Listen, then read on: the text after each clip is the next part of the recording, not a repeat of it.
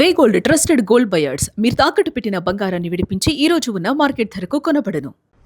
Liquor కేసులో ఉన్న నిందితుల ఇళ్లపై ఈడీ దాడులు చేసింది. కీలక నిందితులు అందరికీ కూడా బెయిల్ అయితే ఉంది. ఇక A1 రాజకేశిరెడ్డికి బెయిల్ మంజూరైంది. చెవిరెడ్డి, మిథున్ రెడ్డి, కృష్ణమోహన్ రెడ్డితో సహా పలువురికి బెయిల్ అయితే వచ్చింది. కీలక నిందితుల ఇంటిపై దాడులు అయితే జరిగాయి. పలు పత్రాలతో విచారిస్తూ ఉన్నారు అధికారులు. ఇక టీడీపీ కూటమి అధికారులకు వచ్చాక తెరపైకి వచ్చింది ఈ లిక్కర్ స్కామ్. దీనికి సంబంధించి మరిన్ని అప్డేట్స్ మా కరెస్పాండెంట్ కిరణ్ అందిస్తారు. కిరణ్, ఏపీ లిక్కర్ స్కామ్ నిందితుల ఇళ్ల మీద దాడులు జరుగుతున్నాయి, ఏంటి, ఏ విధంగా చూడాలంటారు? దీనికి సంబంధించి పూర్తి స్థాయిలో అధికారులు కొన్ని పత్రాలతో సహా విచారిస్తూ ఉన్నారు అనేటువంటి మాట ఏంటి, ఎలా చూడాలంటారు? మురళి, ఏపీ లిక్కర్ కేసులో కీలక నిందితులుగా ఉన్న వారి ఇళ్ల పైన ఈడీ దాడులు జరుగుతుందనే సమాచారం వినిపిస్తుంది. అయితే ఇక్కడ ప్రధానంగా దాదాపు ఈ కేసులో 30 నుంచి 40 మంది కీలక నిందితులు ఉన్నారు.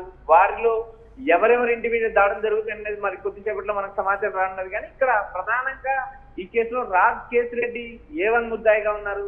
అయితే రాజకేశిరెడ్డి కూడా గతంలో మాజీ ఎంపీ విజయసాయి రెడ్డి ఇచ్చిన స్టేట్మెంట్ ఆధారంగానే ఈ కేసు మొదలైందని చెప్పొచ్చు. అయితే ఇతర దేశాల్లో ఉన్న రాజకేశిరెడ్డిని ఏదైతే విజయవాడ ఎయిర్పోర్ట్ లో అరెస్ట్ చేసిన తర్వాత ఆయన సుదీర్ఘకాలం జైల్లో ఉన్నారు. అయితే ఈ జైల్లో ఉన్నారు. ఇటీవల బెయిల్ పోయి వచ్చాడు. ఈ కేసులో సజ్జల శ్రీధర్ రెడ్డితో పాటు ఎంపీ మిథున్ రెడ్డితో పాటు చెవిరెడ్డి భాస్కర్ రెడ్డి, వైసీపీ అధినేత జగన్మోహన్ రెడ్డి, ఓఎస్డీగా ఉన్న కృష్ణమోహన్ రెడ్డి, ఐఏఎస్ ధనుంజయ రెడ్డి, భారతీ సిమెంట్ జీవితకాలం డైరెక్టర్ గోవిందప్ప బాలాజీ లాంటి కీలక నేతలందరూ ఈ కేసులో ఉన్నారు. చెవిరెడ్డి శిష్యుడు వెంకటేశ నేతను, ఇలా వరుసగా ఈ కేసులో చాలా మంది కీలక నేతలు ఉన్నారు. అందులో ఎక్కువ శాతం మందికి బెయిల్ వచ్చింది. ఈ కేసు క్రమంగా వీక్ అవుతుంది అన్న సమయంలో ఈడీ ఆయా కీలక నిందితుల ఇళ్లపై దాడులు చేసింది, పత్రాలు తీసుకొచ్చింది. ఈ పత్రాల పైన ఉన్న సమాచారంతో పాటు 3,500 కోట్ల స్కామ్ జరిగింది. ఈ 3,500 కోట్లు ఏ దేశానికి వెళ్ళింది, ఈ మనీ లాండరింగ్ ఆరోపణలు ఉన్నాయి. ఈ మనీ లాండరింగ్ ఏదైతే డొల్ల కంపెనీలు సృష్టించారా, కంపెనీ పేరు ఒకటి ఉంటే రిజిస్టర్ అయిన ప్లేస్ కు ఆ ప్రాంతానికి వెళ్ళినప్పుడు మరో కంపెనీ ఉంది. ఈ డొల్ల కంపెనీ సృష్టించి ఈ 3,500 కోట్ల స్కామ్ జరిగిందంటూ పదే ఇప్పటికే ఏదైతే సిట్ కూడా ఆరోపించింది. సిట్ అధికారులు పలుమార్లు ఏసీబీని ఆశ్రయించారు. అయితే ఇక్కడ ప్రధానంగా ఈ కేసులో ఉన్న నిందితులకందరికీ దాదాపు కొద్దిమందికి 90 రోజుల తర్వాత డిఫాల్ట్ బెయిల్ లభించింది. డిఫాల్ట్ బెయిల్ రద్దు చేయమని ఏసీబీతో పాటు సిట్ కూడా హైకోర్టుకి వెళ్ళిన నేపథ్యం ఉంది. హైకోర్టులో కొంతమందికి రిలాక్సేషన్ వస్తుంది. అయితే ఇక్కడ ప్రధానంగా ఈ కేసుకు సంబంధించిన అంశాలు గతంలో ఏదైతే వైసీపీ అధికారంలో ఉన్నప్పుడు ఏదైతే మాన్యువల్ రూపంలో ఎందుకు ఆన్లైన్ పేమెంట్ మోడ్ లేకుండా నామినల్ మోడ్ లో ఎందుకు లిక్కర్ ని ఎందుకు చేశారు, ఏదైతే ఆన్లైన్ పేమెంట్ మోడ్ ఉన్నదాన్ని నామినల్ మోడ్ ని ఎందుకు తీసుకొచ్చారు, అసలు ట్రాన్సాక్షన్ ఆన్లైన్ ద్వారా కాకుండా ఆఫ్లైన్ ద్వారా ఎందుకు చేశారు, ఏదైతే డిజిటల్ అనుకున్న దానికన్నా ఎక్కువ మద్యాన్ని సప్లై చేసి ఏదైతే ప్రభుత్వ ఆదాయాన్ని కొల్లగొట్టారని పలువురి మీద ఆరోపణలు ఉన్నాయి. ఈ ఆరోపణలపైనే సిట్ కేసు నమోదు చేసింది. ఇందులో కీలక నిందితులను అరెస్ట్ చేసింది. కొంతమందికి దాదాపు బెయిల్ వచ్చింది. బెయిల్ వచ్చిన తర్వాత ఈ కేసు క్రమేపీ వీక్ అవుతున్న సమయంలో ఈ కీలక నిందితులందరి ఇళ్ల పైన ఈడీ దాడులు చేయడంతో మరోసారి లిక్కర్ కేసు తెరపైకి వచ్చింది. అయితే టీడీపీ కూటమి అధికారంలోకి వచ్చిన తర్వాత గత జగన్ హయాంలో జరిగిన అక్రమాలపైన దృష్టి పెట్టింది. అందులో కీలకంగా లిక్కర్ కేసునే ప్రధానంగా తెరపైకి తెచ్చింది. ఈ కేసులో మొదట నిందితుడిగా ఉన్న విజయసాయి రెడ్డి, తర్వాత అప్రూవర్ మార్గాలు సాక్షిగా పరిగణిస్తున్నారు. విజయసాయి రెడ్డి ఇచ్చిన స్టేట్మెంట్ ఆధారంగా ఏదైతే రాజకేశిరెడ్డిని అరెస్ట్ చేశారు.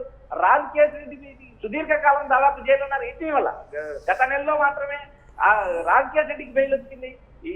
ఇక్కడ ప్రధానంగా ఈ 3,500 కోట్లకు సంబంధించిన నిధులు ఏ దేశాలకు వెళ్ళాయి, ఇందులో తాడేపల్లి పాత్ర ఎంత, ఈ కేసు ఆద్యాంతం వైసీపీ అధినేత జగన్మోహన్ రెడ్డికి చుట్టుకుంటుందంటూ జరిగిన ప్రచారం జరిగింది.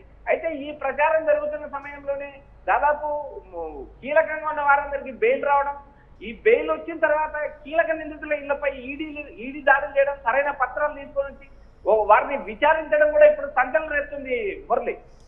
ఎస్, అంటే దీనికి సంబంధించి రాజకీయ కక్షపూరిత కోణంలోనే దీని అంతటినీ కూడా చూస్తున్నటువంటి పరిస్థితి ఉంది కదా. టీడీపీ కూటమి అధికారంలోకి వచ్చిన తర్వాత నమోదైనటువంటి కేసు ప్రతి ఒక్కరిని కూడా ఏ విధంగా వేధించారో అందరికీ తెలిసిందే అని కూడా ఇప్పుడు వైసీపీ నేతలు చెప్తూ ఉంటున్నటువంటి పరిస్థితి ఉంది. ప్రస్తుతం జరుగుతున్నటువంటి పరిణామాల్ని ఆ కోణంలో చూడొచ్చంటారా? మురళి, ఇక్కడ ప్రధానంగా ఈడీ అనేది రాష్ట్ర ప్రభుత్వానికి సంబంధించిన సంస్థ కానీ ఇది కేంద్ర ప్రభుత్వానికి సంబంధించిన సంస్థ. ఈడీ అనేది మనీ లాండరింగ్,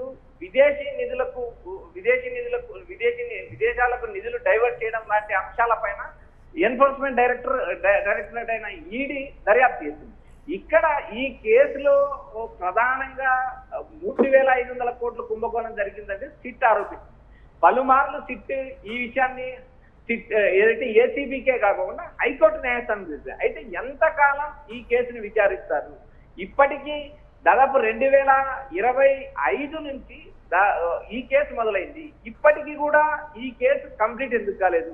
పలువురు మీద ఛార్జ్ షీట్ ఎందుకు దాఖలు చేయలేదంటూ హైకోర్టుతో పాటు సుప్రీంకోర్టు కూడా పలుమార్లు స్థితికి మొటికాయలేసిన నేపథ్యం. అయితే ఈడీ ఎంటర్ అయిన తర్వాత ఈ కేసు మరింత ప్రభావం చూపే అవకాశం స్పష్టంగా కనిపిస్తుంది. ఎందుకంటే ఏ దేశానికి ఇక్కడ స్కామ్ జరిగింది అంటూ సిట్ ఆరోపిస్తున్న నిధులు ఎక్కడికి బదిలీ అయ్యాయి, ఏ దేశానికి బదిలీ అయ్యాయి, ఏ కంపెనీల ద్వారా ట్రాన్సాక్షన్ చేశారనే అంశాలపైన కూడా ఈడీ క్షుణ్ణంగా పరిశీలిస్తుంది. ఏదైతే కీలకంగా ఉన్న కీలకంగా ఉన్న నిందితుల ఇళ్లపై దాడులు చేసిన నేపథ్యంలో ఏదైతే వారి దగ్గర ఉన్న అగ్రిమెంట్ పేపర్స్ తో సహా ఏదైతే వారి దగ్గర ఉన్న డాక్యుమెంట్, ఏదైతే లిక్కర్ స్కామ్ సంబంధించిన డాక్యుమెంట్ తీసుకొని ఈ చెవిరెడ్డి భాస్కర్ రెడ్డి పాత్ర ఏంటి, మిథున్ రెడ్డి పాత్ర ఏంటి, మరొక రాజకేశ్ రెడ్డి పాత్ర, ఇలా వరుసగా వైసీపీ అధినేత జగన్మోహన్ రెడ్డికి అత్యంత సన్నిహితులుగా ఉన్న నేతల ఇళ్లపైన దాడులు చేయడం విచారిస్తుంది. ఈ విచారణ ఎలా మరుపు తిరుగుతుంది? ఈ నిధులు ఎక్కడికి వెళ్ళాయి? అయితే ఇక్కడ ప్రధానంగా ఉన్న ఈ కేసులో మాజీ ఐఏఎస్ ధనంజయ రెడ్డితో పాటు కృష్ణమోహన్ రెడ్డి, ఏదైతే గోవిందప్ప బాలాజీ లాంటి కీలక నేతలకు కూడా బెయిల్ రావడం, ఈ కేసులో వారు కూడా ఉండడం ఇక్కడ కీలకంగా భావిస్తారు. అయితే కేసు వీక్ అయింది, జగన్మోహన్ రెడ్డికి ఈ కేసుకు సంబంధం లేదు అనే అంశాలు బయటకు వచ్చిన నేపథ్యంలో ఇలాంటి పరిస్థితుల్లో ఏదైతే కీలక నేతల ఇళ్లపై దాడులు లేదో అక్కడి నుంచి కీలక సమాచారం మరిన్ని పత్రాలు స్వాధీనం చేసుకోవడంతో ఈ లిక్కర్ కేసు ఎలా మలుపు తిరుగుతుందా, మళ్ళీ ఈ కేసు జగన్మోహన్ రెడ్డి మెడకు చుట్టుకుంటుందా అనేది కూడా ఇప్పుడు రాజకీయ వర్గాల్లో ఒక చర్చ అయింది. అయితే ఈడీ దాడులు ఈ సాయంత్రానికి కొలిక్కొచ్చే అవకాశం ఉంది. ప్రస్తుతానికైతే కీలక నిందితులపై దాడులు జరుగుతున్నాయి. అక్కడ కీలక పత్రాలతో సహా స్వాధీనం చేసుకుంటున్నారు. వాటిపైన ఒక స్క్రూటీ జరిగే అవకాశం ఉంది. ఈ సాయంత్రం కానీ లేదా మధ్యాహ్నం కానీ ఈడీ దాడులను అధికారికంగా ప్రకటించే అవకాశం ఉంది. Murali, right, thanks for updates Kiran. ఇక లిక్కర్ కేసులో ఉన్న నిందితుల ఇళ్లపై ఈడీ దాడులు అయితే కొనసాగుతూ ఉన్నాయి. కీలక నిందితులందరికీ కూడా బెయిల్ అయితే మంజూరైంది. A1 రాజకేశ్ రెడ్డికి బెయిల్ మంజూరైంది. చెవిరెడ్డి, మిథున్ రెడ్డి, కృష్ణమోహన్ రెడ్డితో సహా పలువురికి బెయిల్ అయితే వచ్చింది. ఇక కీలక నిందితుల ఇంటిపై దాడులు జరుగుతూ ఉండడంతో ఒకంత రాజకీయ కోణంలోనే చూస్తున్నారు. పలు పత్రాలతో అధికారులు విచారిస్తూ ఉన్నారు. టీడీపీ కూటమి అధికారంలోకి వచ్చాక తెరపైకి వచ్చింది లిక్కర్ స్కామ్.